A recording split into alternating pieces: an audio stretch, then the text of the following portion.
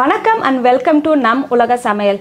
நம் உலக சமையல் மூலமா எனக்கு தெரிஞ்ச world cuisine knowledge உங்களோட நான் ஷேர் பண்ணிக்கிறேன். Every week 3 to 4 videos upload பண்றேன். இதுவரைக்கும் subscribe பண்ணாதவங்க please இப்ப subscribe பண்ணிடுங்க. இன்னைக்கு நம் உலக சமையல்ல மசாலா பூரி எப்படி செய்யறதுன்னு செஞ்சு காட்ட போறேன். நம்ம ஊர்ல ஈவினிங் டைம் வெளிய போனா நிறைய ஸ்ட்ரீட் ஃபுட் கடைகளா இருக்கும். அந்த பக்கம் யாராவது போனா கண்டிப்பா ஏதாவது ஒரு ஃபுட் சாப்பிட்டுட்டு தான் வருவோம். ஏன்னா அங்க இருக்கிற ஸ்மெல், டேஸ்ட் எல்லாம் நல்லா சாப்பிட சூப்பரா டேஸ்டா இருக்கும். அதே மாதிரி தான் இப்போ வாசனையா டேஸ்டா மசாலா பூரி எப்படி செய்யறதுன்னு செஞ்சு காட்ட போறேன்.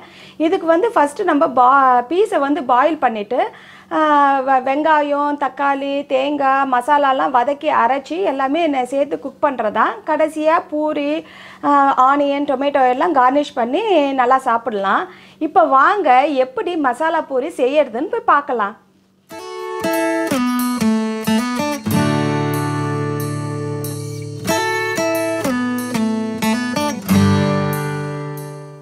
மசாலா பூரி செய்ய தேவையான பொருட்கள் இதுதான். ஒரு 3/4 கப்பு பச்சை பட்டாணி ஊற வச்சுக்கோங்க. ஒரு 8 ஹவர்ஸாவது ஊற வச்சுக்கணும். அதுக்கப்புறம் இது வந்து பானிபூரி பூரி ஒரு பேக்கெட்டு உங்களுக்கு எவ்வளோ தேவையோ அதை எடுத்துக்கோங்க.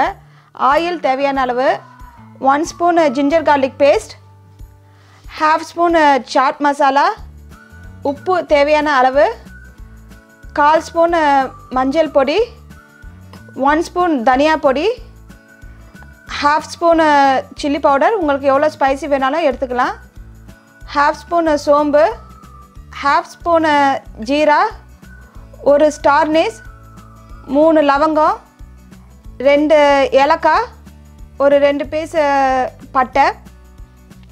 இது வந்து கார்னிஷுக்கு சின்ன சின்னதாக கட் பண்ணி வச்சுக்கோங்க. ஆனியனு, டொமேட்டோ அண்ட் கோரியாண்டர் வந்து நல்லா சின்ன சின்னதாக பொடிசாக கட் பண்ணி வச்சுக்கோங்க. அண்டு சேவ் வந்து ஒரு பேக்கெட் வாங்கிக்கோங்க. எவ்வளோ வேணுமோ அதுவும் நம்ம போட்டுக்கலாம். ஒரு 1/2 கப்பு புதினாவும் கொத்தமல்லியும் சேர்ந்தது வாஷ் பண்ணி எடுத்து வச்சுக்கோங்க. ஒரு 1/2 கப் ஆனியன், ஒரு 1/4 கப்பு தேங்காய், ஒரு 1/2 லெமன், க்ரீன் சில்லி உங்களுக்கு எவ்வளோ ஸ்பைஸ் வேணுமோ எடுத்துக்கோங்க, ஒரு 1/4 கப்பு தக்காளி. ஃபஸ்ட்டு நம்ம வந்து இப்போ பீஸை வந்து வேக வச்சுக்கலாம். எப்படி வேக வைக்கிறதுன்னு பார்க்கலாம். ஃபஸ்ட்டு நம்ம பீஸை வேக வச்சுடலாம். நல்லா வாஷ் பண்ணி ஊற வச்ச பீஸை வந்து ஒரு குக்கரில் போட்டுக்கோங்க. நான் வந்து இன்றைக்கி ஐபியில் போட்டிருக்கேன், எலக்ட்ரிக் குக்கரில் போட்டிருக்கேன். நீங்கள் வேணால் ரெகுலர் குக்கர்லாம் போட்டுக்கலாம். கொஞ்சம் நல்லாவே தண்ணி ஊற்றிக்கோங்க, நல்லா வேகிற அளவுக்கு, நல்லா கவர் ஆகிற வரைக்கும். இன்னும் நல்லா குழைய வேகணும், அதனால் கொஞ்சம் நிறையா தண்ணி ஊற்றிக்கோங்க. டபுள் த சைஸ் தண்ணி ஊற்றிக்கோங்க. அது கூட கொஞ்சம் சால்ட் போட்டுக்கோங்க. ஸோ இது நான் ஐபியில் வைக்கிறதுனால ஒரு 8 மினிட்ஸ் நான் வைக்கிறேன். ப்ரெஷர் குக்கர் மோடில் 8 மினிட்ஸ் வைக்கிறேன். நீங்கள் வந்து குக்கர்னால் உங்களுக்கு 4-5 விசில் ஆகும். உங்கள் குக்கர் பொறுத்து எவ்வளோ வேகமோ அந்த அளவுக்கு வச்சுக்கோங்க. 4-5 விசில் வர வரைக்கும் நல்லா குழைய வச்சுக்கோங்க. ஸோ ஒரு 8 மினிட்ஸ் கழித்து வந்து பார்க்கலாம் வெந்துருச்சான்ட்டு. ஸோ இப்போ பீஸ் வேகிற நேரத்தில் நம்ம கொஞ்சம் எல்லாத்தையும் வதக்கலாம். கொஞ்சோன்னு ஒரு ஸ்பூன் எண்ணெய் ஊற்றிக்கோங்க ஒரு பேனை வச்சுட்டு. ஸோ இது கூட ஆனியனை போட்டுடுங்க. சும்மா ஜஸ்ட்டு எல்லாத்தையும் கொஞ்சம் நேரம் வதக்கலாம், ரொம்ப வதக்க தேவையில்லை. எல்லாத்தையும் ஒரு 1/2 மினிட், டோட்டலாக ஒரு 1 மினிட் வதக்கினா போதும்.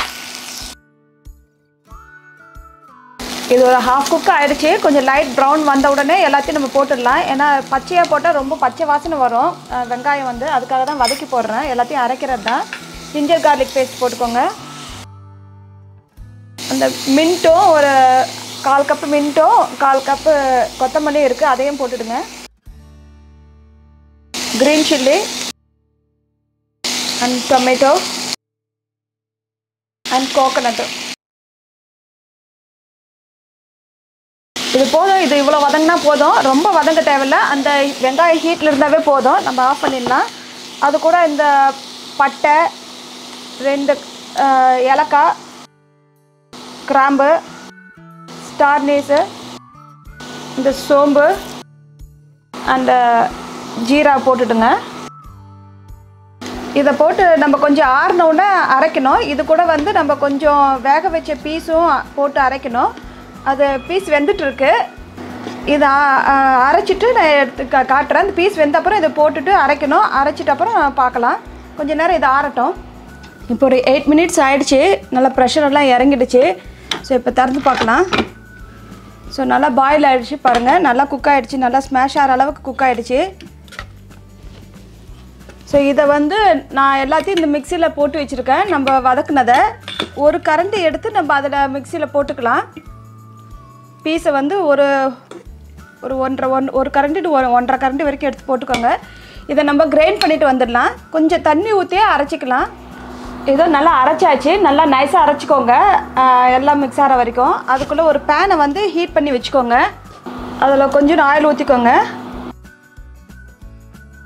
கொஞ்சம் ஆயில் ஹீட் ஆனதுடன் நம்ம இந்த அரைச்சி வச்ச மிக்சரை வந்து நம்ம அதில் ஊற்றிடலாம். இதை வந்து நல்லா வாஷ் பண்ணி ஊற்றிடுங்க. இந்த மிக்சியில் இருக்கிற பேஸ்டெல்லாம் வாஷ் பண்ணி அதில் ஊற்றிடுங்க. இந்த தண்ணியை ஊற்றிடலாம், கழுவுன தண்ணியை. இது ஒரு 1 மினிட் குக் ஆகிட்டு இருக்கட்டும். கொஞ்சம் பச்சை வாசனை இருந்தால் அதெல்லாம் போயிடும்.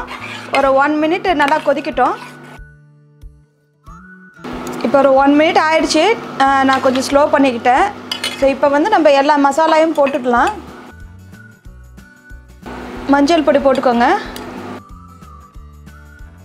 சால்ட்டு தேவையான அளவு போட்டுக்கோங்க. நம்ம அதுலேயும் வேக வச்சுருக்கோம் சால்ட்டு வந்து பீஸில் போட்டு, அதனால் பார்த்து போட்டுக்கோங்க. கொஞ்சோண்டு சாட் மசாலா போட்டுக்கோங்க இப்போதைக்கு. மீதி இருக்கிறத வந்து நம்ம மேலே கார்னிஷ் பண்ணும்போது போட்டுக்கலாம். ஸோ சில்லி பவுடர் உங்களுக்கு எவ்வளோ வேணுமோ அவ்வளோ போட்டுக்கோங்க. தனியா பவுடர் 1 ஸ்பூன் போட்டுக்கோங்க. இப்போ நம்ம வேக வச்சிருந்த பீஸையும் எல்லாத்தையும் போட்டுடலாம். ஃபுல்லாக போட்டுங்க, தண்ணியோடு போட்டுங்க.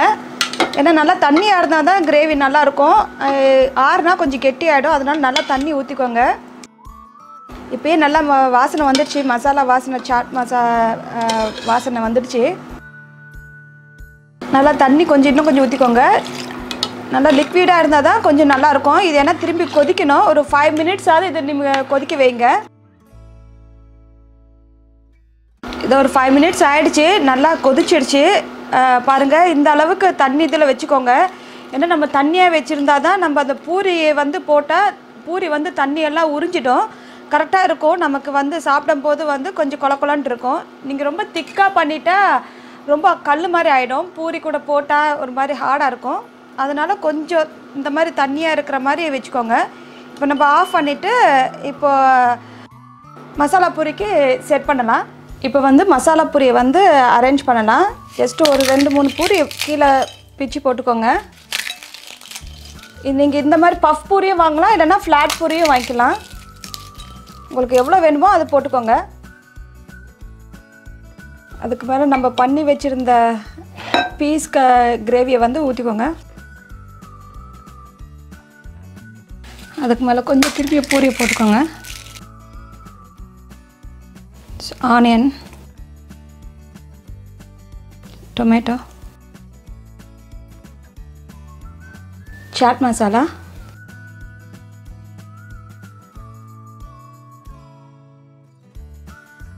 லெமன்,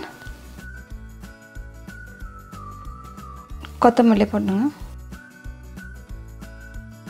மேலே வந்து இந்த சேவை போட்டுக்கோங்க. இது ரெடி ஆகிடுச்சு மசாலா பூரி. நான் வேறு இடத்துல ப்ரெசென்ட் பண்ணுறேன் உங்களுக்கு திரும்பியும். இதோ மசாலா பூரி ரெடி ஆகிடுச்சு. இதே மாதிரி நீங்களும் செஞ்சு பாருங்கள், ரொம்ப நல்லாயிருக்கும், நல்லா டேஸ்ட்டாக இருக்கும். நீங்களும் செஞ்சு பார்த்துட்டு எப்படி இருந்துச்சுன்னு கமெண்ட்ஸ் பண்ணுங்கள். உங்களுக்கு எதாவது டவுட் இருந்தாலும் கமெண்ட்ஸ் பண்ணுங்கள், அதுக்கு உடனே நான் ரிப்ளையும் பண்ணுறேன். லைக் பண்ணுங்கள், ஷேர் பண்ணுங்கள், சப்ஸ்கிரைப் பண்ணுங்கள். பக்கத்தில் இருக்க பெல் பட்டனையும் ப்ரெஸ் பண்ணுங்கள். அப்போ தான் நான் போடுற வீடியோலாம் உங்களுக்கு நோட்டிஃபிகேஷனாக உடனே வரும். தேங்க்யூ.